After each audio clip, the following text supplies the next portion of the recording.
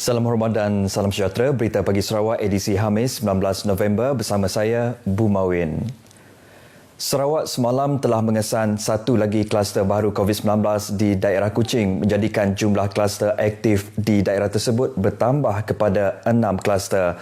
Menurut kenyataan media Jawatankuasa Pengurusan Bencana Negeri JPBN Sarawak, kluster baru yang diberi nama kluster besi itu melibatkan kawasan Demak Laut dan Batu Lintang. Kes indeks bagi kluster itu telah dikenal pasti positif COVID-19 hasil saringan individu bergejala pada 15 November lepas, manakala aktiviti pengesanan kes secara aktif di sebuah kilang di Demak Laut dan saringan kontak rapat telah mengesan sebanyak 4 lagi kes COVID-19. Sejumlah 237 individu daripada kluster itu telah disaring setakat 12 tengah hari semalam dan daripada jumlah tersebut, 220 individu dikesan negatif, 12 individu masih menunggu keputusan makmal, manakala 5 kes dikesan positif. 3 daripada 5 kes positif tersebut merupakan kes baharu dilaporkan, menjadikan jumlah keseluruhan kes positif COVID-19 di Sarawak sebanyak 1,045 kes. Selain daripada kluster besi, kluster yang masih aktif di daerah Kuching tetapi tidak mempunyai pertambahan kes positif adalah kluster Jalan Abel, kluster Baki, kluster Seladah, kluster Green Hill dan kluster Wisma Seberkas.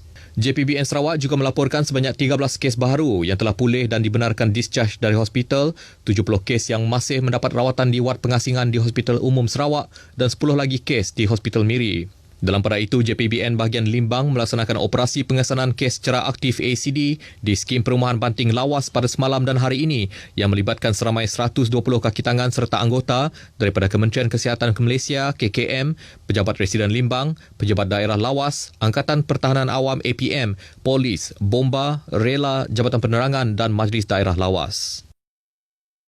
Dalam pada itu, pergerakan keluar dan masuk ke Lunduk masih dikawal meskipun daerah itu telah diisytiharkan sebagai zon hijau.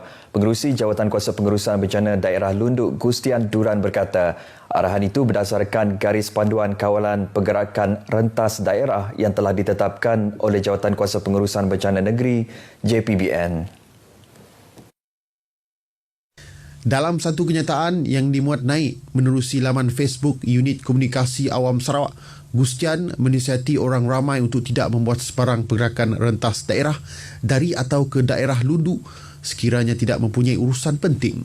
JPBN mengumumkan daerah Lunduk bertukar dari status kuning kepada hijau selepas tiada kes jangkitan tempatan dikesan atau dilaporkan dalam tempoh 14 hari lepas. Majlis Islam Sarawak MIS membuat ketetapan mengenai semua aktiviti pengimarahan masjid dan surau di daerah Kuching berdasarkan perkembangan semasa wabak COVID-19 di Sarawak. Antara ketetapan itu, had jemaah yang dibenarkan untuk solat Jumaat dan solat 5 waktu berjemaah di masjid dan surau tidak melebihi 100 orang dengan ada penjarakan fizikal kecuali Masjid Jamek Negeri Sarawak yang tidak melebihi 200 jemaah.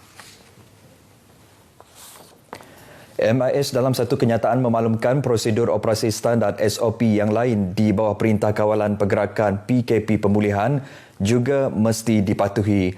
Aktiviti seperti ceramah, kuliah, bacaan Al-Quran dan Yasin hanya dibenarkan bagi tempoh antara Maghrib hingga Isyak, manakala jamuan di dalam masjid dan surau adalah tidak dibenarkan.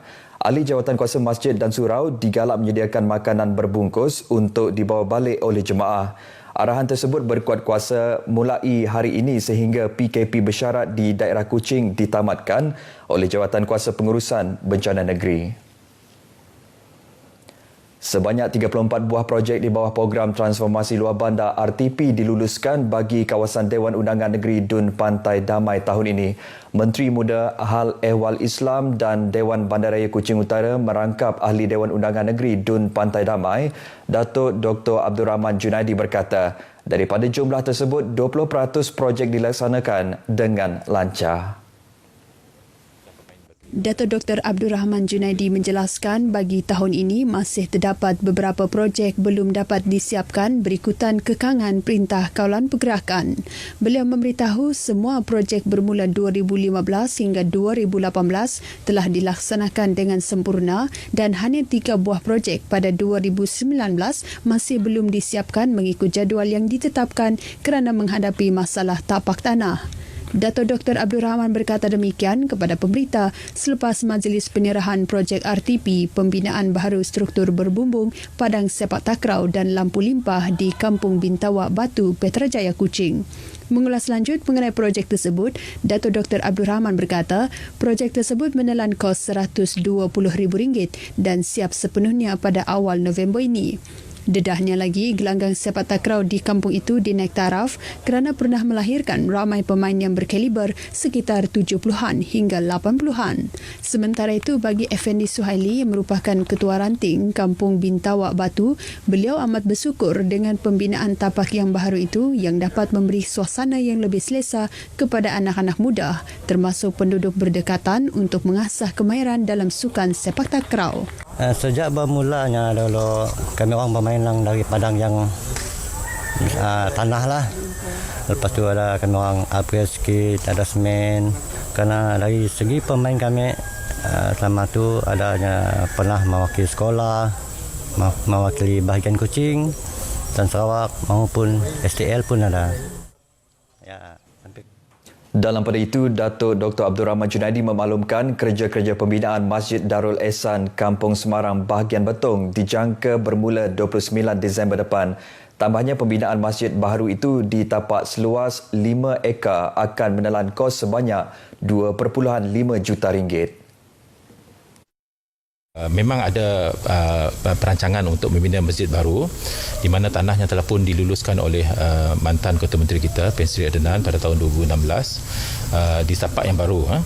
Di tapak yang baru seluas 5.1 ekar. Ini tapak yang telah pun diluluskan pada tahun 2016. Kita lewat dahulu kerana ada perubahan tapak kerana mereka mencadangkan tapak di sebelah tepi laut juga, tapi rasanya tidak sesuai. Jadi sekarang ini tapaknya lebih ke darat sedikit. Ujarnya, pembukaan tender projek tersebut akan dibuka pada 25 November dan masjid baharu tersebut akan mengambil masa 18 bulan dijangka siap Mei 2022.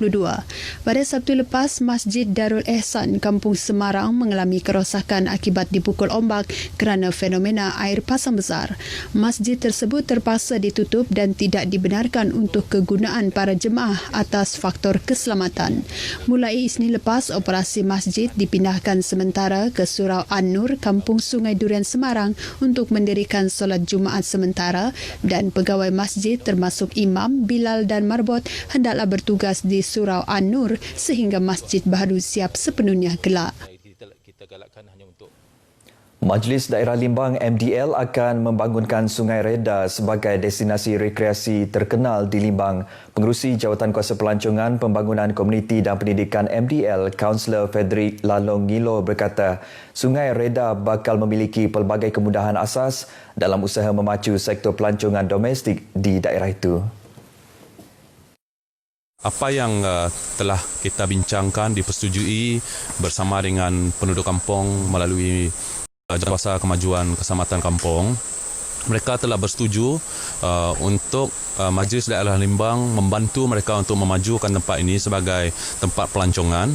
Dan selain daripada itu, pihak Majlis Daerah hanya memajukan dan bukannya mengambil hak tempat ini.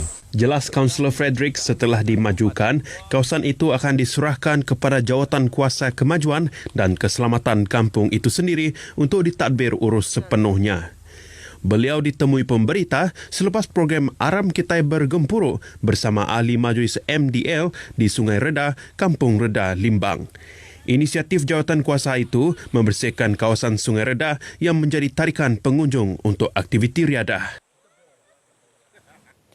Orang ramai dibenarkan membunuh buaya sekiranya mendatangkan ancaman kepada manusia pada musim tengkujuh ini. Timbalan Ketua Pegawai Eksekutif 1 Perbadanan Perhutanan Sarawak FC, Oswald Bracken berkata, kenaikan paras air laut yang mengakibatkan banjir berkemungkinan menyebabkan reptilia itu berenang ke kawasan kediaman sekaligus memberi ancaman kepada manusia. Walau bagaimanapun, orang ramai dinasihatkan supaya melaporkan sebarang penampakan reptilia terbabit kepada SFC untuk tindakan lebih selamat.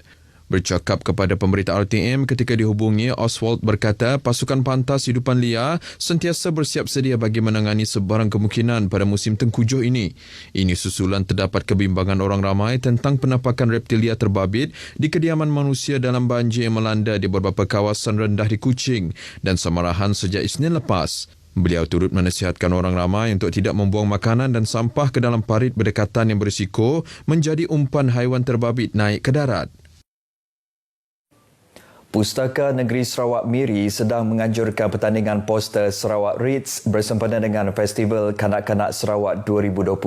Pustaka Negeri Sarawak dalam perkongsian di laman Facebook rasminya menyatakan pertandingan itu yang bertemakan tanda pagar atau #Sarawak Reads dibuka untuk penyertaan sehingga pukul 5 petang esok. Objektif penganjuran pertandingan berkenaan adalah untuk mempromosi dan menyemai tabiat membaca dalam kalangan masyarakat dan kanak-kanak.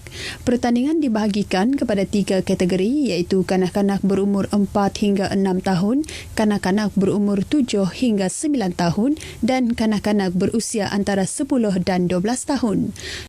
Juara akan membawa pulang baucer bernilai RM300, manakala tempat kedua akan menerima baucer RM200 dan tempat ketiga baucer berjumlah RM100 selain hamper dan trofi. Poster yang mendapat tanda suka paling banyak di laman Facebook pula bakal menerima baucer bernilai RM200.